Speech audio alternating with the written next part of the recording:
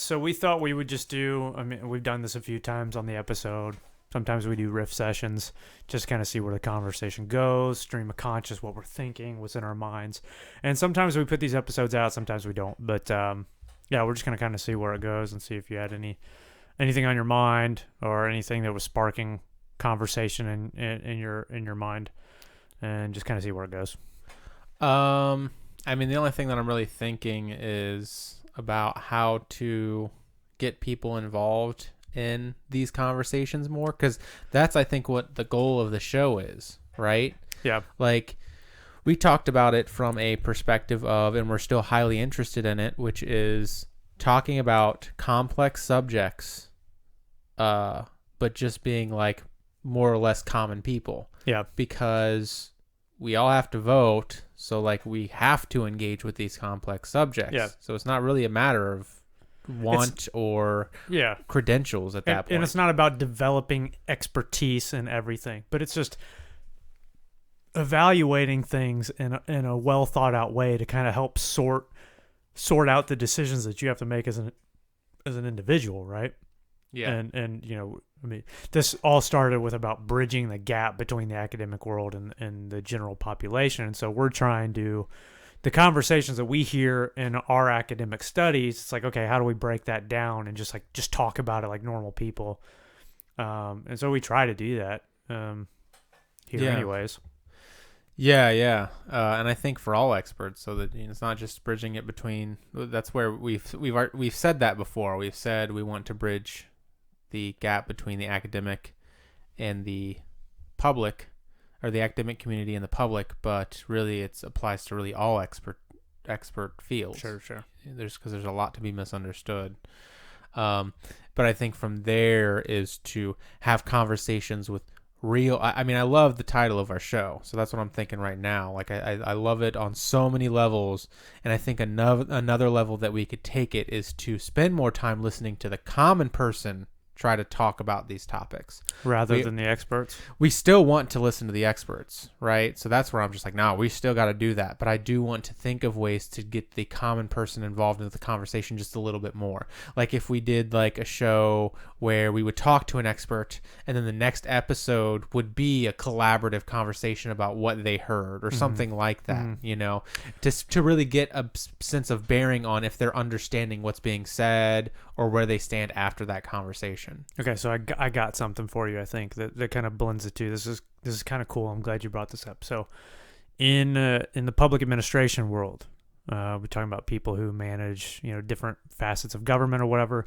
There's this idea of the citizen professional. So we're talking about community engagement right now. And the way that we could engage others in the podcast, public officials can garner community engagement in this way. So there's this idea behind a public official which could consider themselves a citizen professional. They possess a certain expertise that allows them to help create solutions in a particular part of society where there's a problem. Maybe it's bridge building. Okay, I don't know. Maybe they're a good bridge builder. They have some of those skills, right?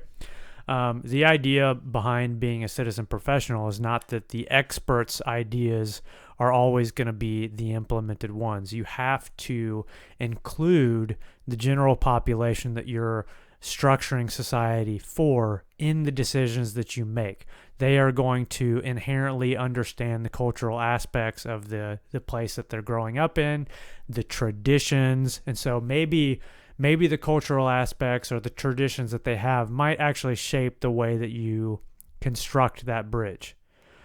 Instead of saying, well, this is the best technological approach, we have to factor in belief systems or maybe a certain style of constructing the bridge poses it's symbolic of a way, it's a symbolic representation of that society that it's in. And so if you build a certain structure that isn't representative symbolically of those traditions and cultures in the society, you've maybe done more harm, even though you built a bridge that's more efficient in moving traffic or resources from one side of the river to another.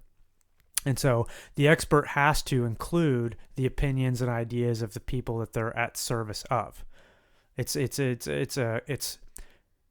you're taking away the elitist aspect of leadership, if that makes sense. Yeah, absolutely. That makes me think of the telescope that they want to build in Hawaii on that mountain, and a lot of people with cultural values are against it. Perfect example. Yeah, and Neil deGrasse Tyson's response, which I don't know what's up with that dude recently, but his response to this was pretty good, which was like, you have to listen. You have to listen, and the only thing he did, and this is where people misunderstand experts all the time. His position was, the people who are making this decision, I just want them to understand X, Y, and Z. After that, it's up to you. Just make sure you understand these aspects, right? That's fair, right? And then to negotiate from there. So his position wasn't, you're wrong, we're going to build this anyway because we get X, Y, and Z. It was, this is what we get. If we do it, it is still your decision because this is your land and we respect that. But recognize what we're going to get, and recognize that this could actually, and it's great. It's like spiritual meets science, which perfect here. His point was that this telescope could bring us closer to God, right? Like this is actually going, like this is an arm into the heavens, right? And to look at a scientific achievement like that is right on course with what I think we're trying to do here in terms of having both the intellectual conversations but the spiritual conversations, and asking what the relationship between the two is. So, and something that is often said in science, and this really goes for a lot of the expert fields or the academic fields, is science and academia and epistemology and knowledge, they can tell you what's true, but they can't tell you what's right or wrong. You have to decide what to do with that truth. Once you have that truth, you have to take these moral codes and input them into that. And if you have a different moral code set than somebody else, the input's going to be a little bit different. So those are really two different conversations. So we need to make sure, so this is essentially a 2-layered project then, because we need to make sure that we are accurately pinpointing what the truth is by listening to experts, especially when they get together and say something is true, and then ask as a people, what do we do with that information? And both of those are legitimate questions. So it's not just, well, science says this, so we have to do this. It's, science says this, now what do we do? Right, that is actually the progression of that conversation. I think the example that you brought up is perfect for what I was for the kind of idea I was trying to raise. I mean, you're talking about a piece of ground that is sacred to a group of people, right? So it represents something about the human spirit in that area, and the spirit's function, and its relationship with the universe. And we're also talking about this piece of technology that is an example of the height of human achievement and where it can take us, as a species. And so the idea of, and I don't know what the Hawaiians' opinions are beyond that they don't want it there, but when I hear that, I'm like, oh, the marriage between the two, if you can find like cohesiveness between the sacred ground and the human spirit, and something, the special place that is, and implement this piece of technology that will send us into like a kind of new mode of understanding and be representation of the height of human technology and achievement, that to me is very appealing. And so if you can find cohesiveness between the two, that's great.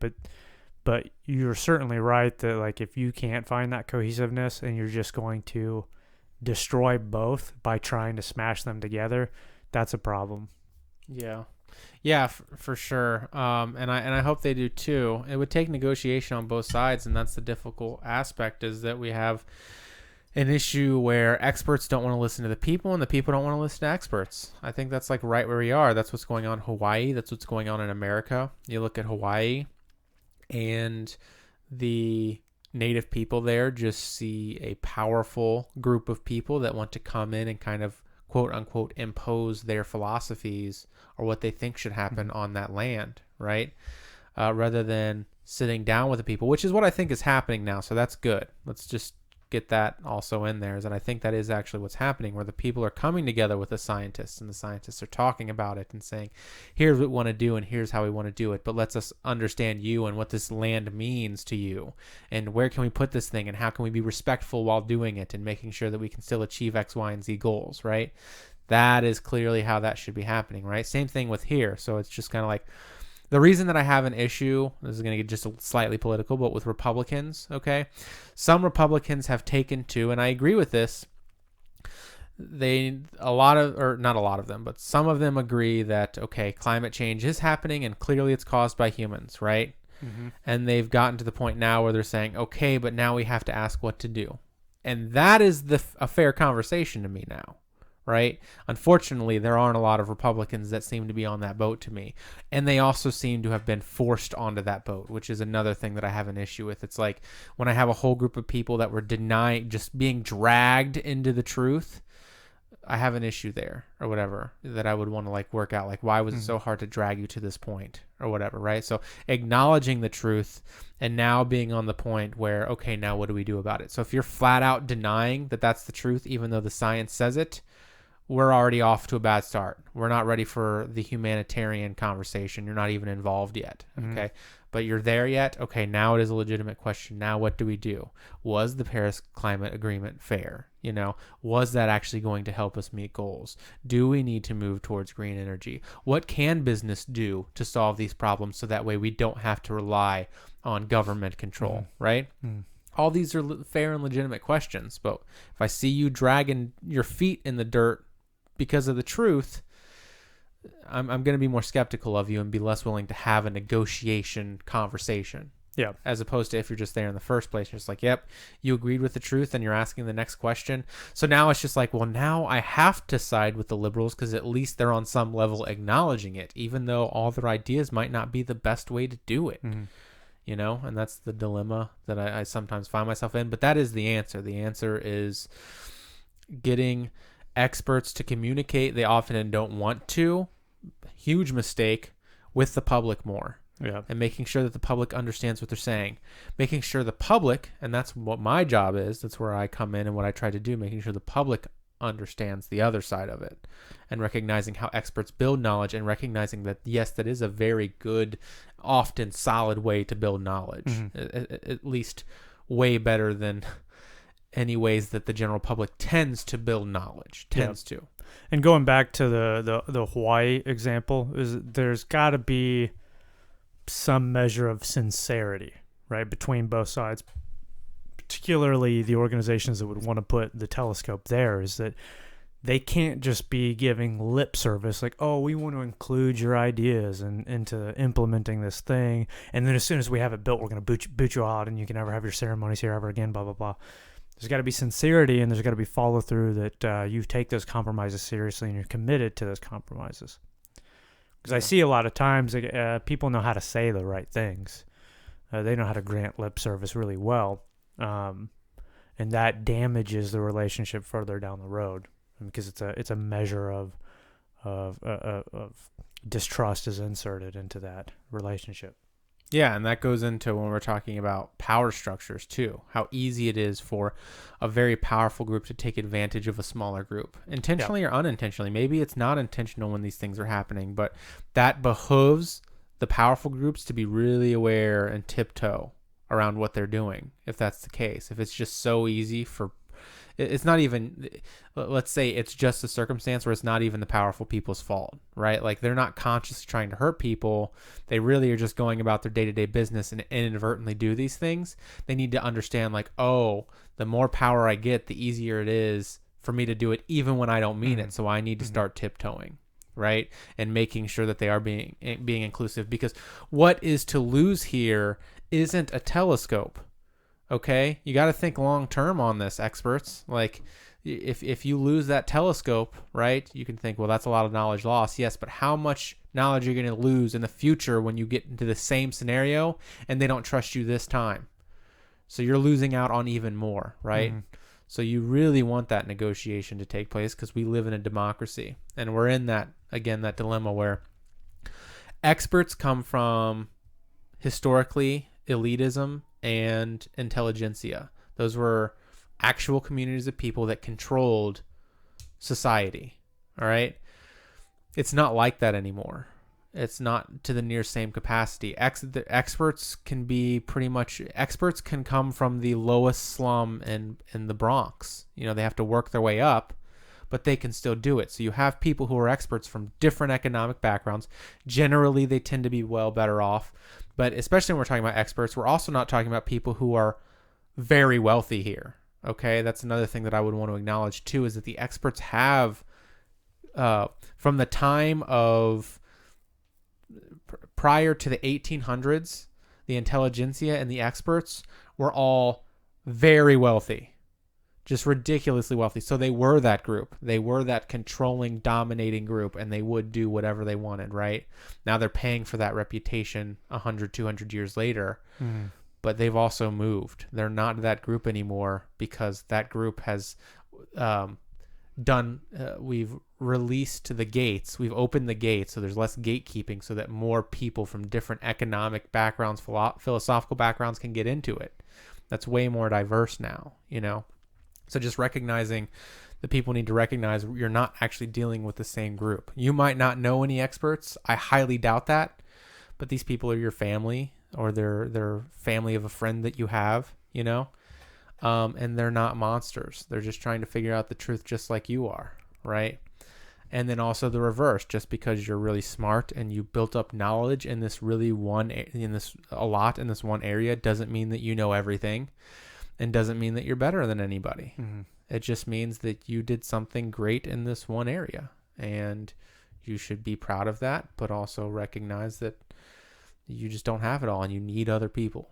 Mm-hmm. You need to collaborate with other people to get things done, especially in a democracy. So, and people that aren't experts that are in your communities, they're going to have, you can be a wise person and not have formal education or be a so-called expert in something, and that the wisdom that you have to share should be useful and should be taken by the expert who is going to be the decision maker in your sphere of influence.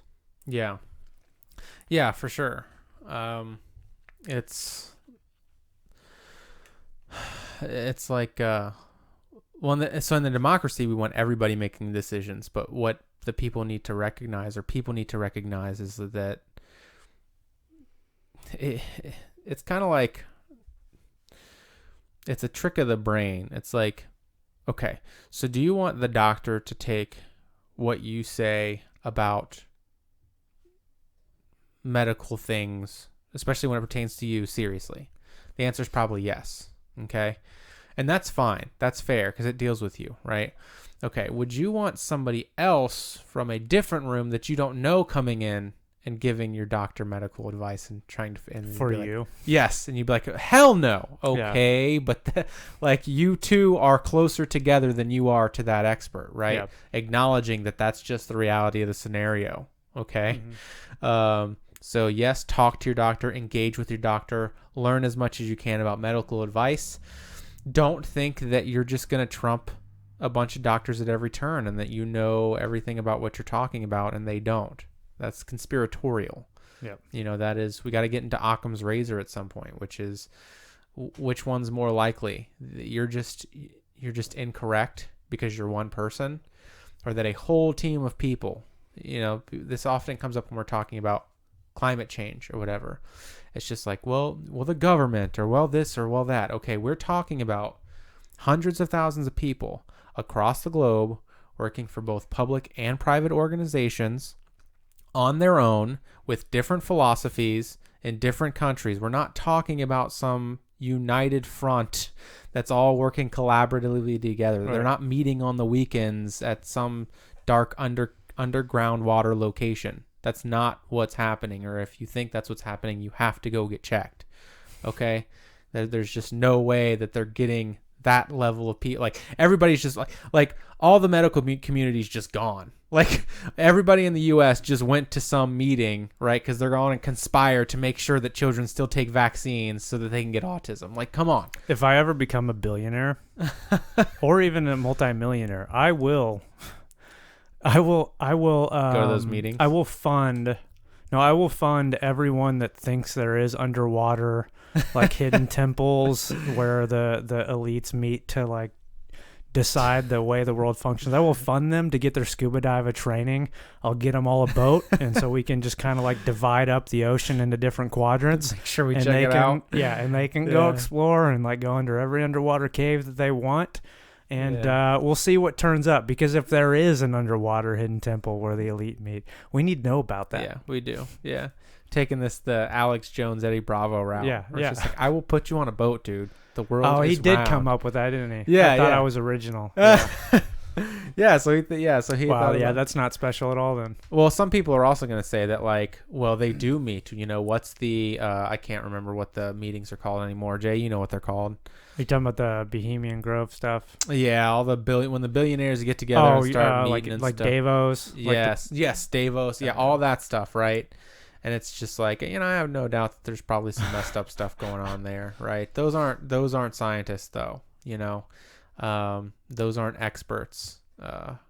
We can talk about politicians and this and that and billionaires all day because they are part of the elite, and we do need to keep a pretty strong eye on them because they're so powerful. We're talking about experts, people. These are average people. Okay, these are not the same elite people to be scared of from the 17 or 1800s. Okay, And anybody can go get their degree. You listening right now, if you are so skeptical of evolution or vaccines or climate change, go get a PhD and publish in the field, and make sure to talk to other people who are doing the same amount of research as you and get in their face about it, right? Don't get in random people on the internet who have day-to-day jobs and don't have time to do that much studying. Don't get in their face about it. Like, what are you going to accomplish with somebody who doesn't really know much? Try your ideas against somebody who really does do the studying, because then your ideas are probably worth something. If not, if you're just talking to average people about how climate change is fake, just an average person, your ideas probably around it aren't that good. Engage with the expert communities, and anybody can do it. That's the great thing. That's the great thing today. You can do it. Now, if you don't want to, that's different, but don't just complain about it, because you can do it. Don't just say, well, that's them and they're elite and this and that. Okay. No, you don't know what elitism is then. Elitism is you can't be a part of that club.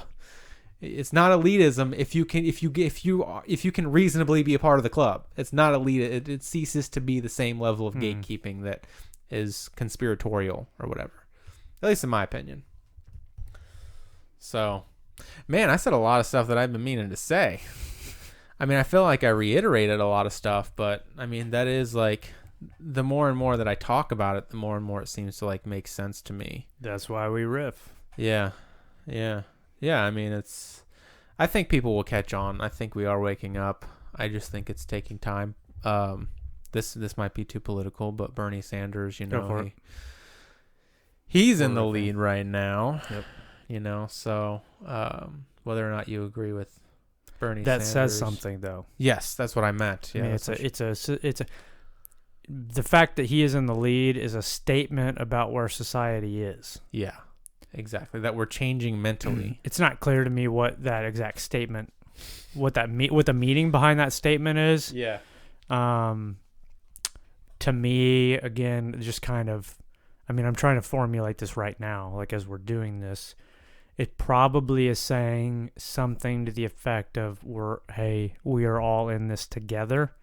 There's the implication of his kind of campaign is that we need to look out for one another, right? And Yeah, not me, us, right? How much stronger of a message can you get, really? yeah, perfect.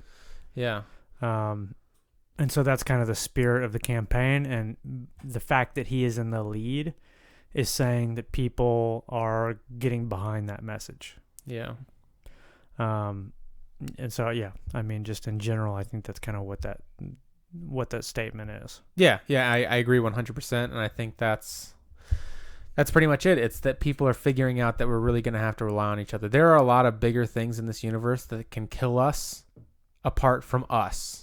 Like, we are actually like, we have a pretty strong capacity to kill ourselves as a species, I think. So we really do, but we don't need all that help. Like, we don't need to give the universe any more help to wipe us out than it already has. Yes, it has lots of things that can do it, and so we need to focus on those things instead of each other, right? And that's pretty much, I think. Yeah, there's like a whole cosmic entity out there chucking gigantic rocks at us on a continuous basis. Just flinging them. Yeah, and like Jupiter's out there like swatting at some of them. Yeah. And then what was it? I think they found out one of the planets actually like, not deliberately, but because of that fact that it's there, it will fling one at us. Like, is it Jupiter? It might be. Yeah, it'll just fling one directly at us every once in a while. And it's just like, oh, that's great. It's kind of like a buddy, like you're like hanging out in like a gravel field and he's like occasionally, you're taking a nap and he's like chucking rocks at you and he just wants to get close, right? But sometimes it lands like right on your front tooth and shatters. Shatters your buck tooth. Up. Yeah. So there's lots of stuff in the universe that wants to kill us, people.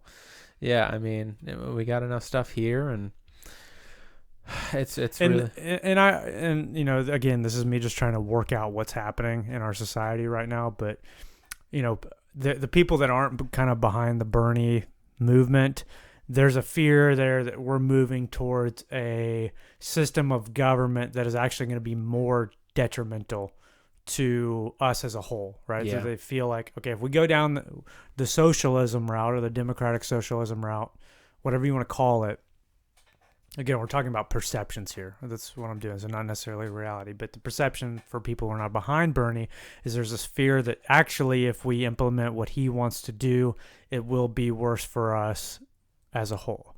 Whereas I think my perception is that the people that support Bernie, they're not necessarily interested in the specific system of government or his mode of implementation.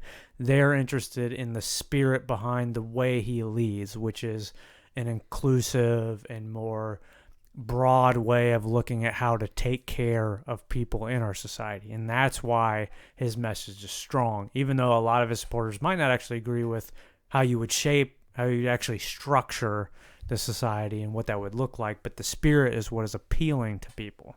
Yeah, and I like that too. You brought up a lot of good stuff that I think helps me articulate what I've been thinking too, which is, and the way that I think one of the reasons that I particularly like Bernie Sanders is because I think he knows he's a stepping stone. I don't think he has illusions about the fact that he's not a stepping stone, you know? And that's great. That's great. You know, he knows that he is not the greatest thing to come, and that what's going to come better is going to be after. So they have this fear now that you've directly, I think, accurately pinpointed, which is, I mean, we already know this. They're afraid of China. They're afraid of Venezuela. They're afraid of Cuba, right? Like, this is what people who are afraid of the Bernie movement generally are afraid of. They're afraid of these quote-unquote socialist groups, right? And what we talked about just actually earlier illustrates this point and how this fear, at least for me right now, is very moot. You're afraid of the government getting control, and really to the point where the individual becomes subservient under the weight of that power, right? I'm 100% against that happening. Yeah. Right. I'm 100% against that happening. I don't think that's going to happen. Again, you can go into Northern European countries still implementing quote unquote socialist policies. That's not happening. Bernie, social democrat, right? Which is supposed to be different, but just look at his campaign. And again, this is on some level going to be surface. I'm not going to give that guy the ability, at least me, you know, if Bernie came out tomorrow and was just like, I'm going to try to take away all firearms, I'd be like, fuck you, Bernie. I'd be like, you know, sorry, buddy. I think I'm off the boat now, you know. Yeah. I haven't seen anything like that happen. I don't get the impression that he's a guy that's just like, yes, the government should dominate and individuals shouldn't have any rights and they should be miserable and individual sacrifice over, you know, everything great. I think he very much cares about the individual and he cares about society, and that's what I'm looking for. You know, I'm looking for that type of mentality. You know, because it's just like I think so. It's not that I want the government to have all this power. It's that companies clearly have all that power, and I don't want them to have that power. Yeah. Right. And I can't, as an individual, take it. The only way that I can do it is through the government to try to dissipate some of that power. So I want to give some of it to the government, and I want to give it right back to the people. I want the people to have it. I don't want the government or businesses to have it, big corporations. I want the people to have it, right? The government in a democracy, in a republic, is just the way we can do that. That's all it is. That's all it is, people. And so I guess that's my defense. You think that the easiest pathway for the ordinary citizen to have some measure of influence in society is more likely through the government as opposed to, say, for-profit organization? Yes. Yeah. They say there's like a saying, like, it's not vote with your wallet, but it's something like that. I think it is vote. I think it is vote with your wallet, right? So it's kind of like, don't vote in the government. Stand up for what you believe with your money, right? Which is scary because that's saying that it's the money that makes the decisions. Yeah. And that's where I go to that little Hispanic girl that always pops into my head when we're talking about picking or choosing between two things, which is, why not both? Mm-hmm. Why can't I both vote with my money and do this thing in government to make sure that Hispanic girl. There's a commercial with like tacos, like hard shell tacos, but they're flat on the bottom. So they're like trying to decide like hard shell or soft shell or something like that. And she's just like, why not both? She's the only one that thought like, oh, we can have kind of like both. And so they came out with this thing that is like, it's a hard shell taco, but it's flat on the bottom. I think it's been a while since I've seen it. But the point is, like, I show that in class when I'm talking about false dichotomies. How do you say why not both in Spanish? Oh, I don't know, man. I don't know. Me neither. Because there are Spanish versions of it out there. I just can't remember exactly what she says. I can't remember. I'm going to learn Spanish before July. That's my plan. Damn, that's pretty fast. Yeah.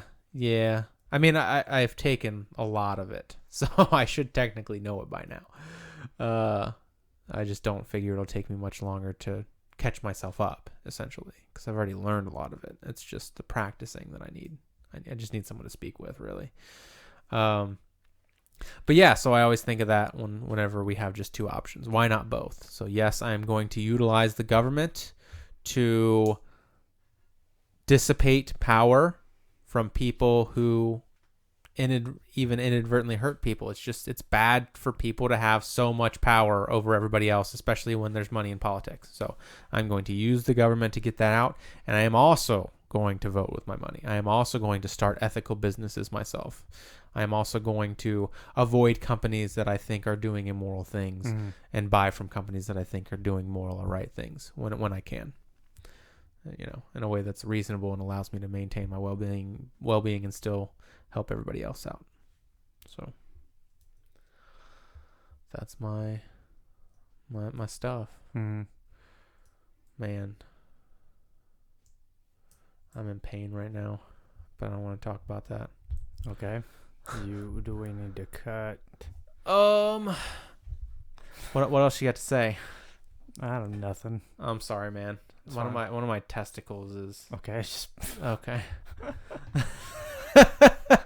All right, everybody. Yeah. See, aren't you glad we weren't doing this live? Yeah. Have a nice night.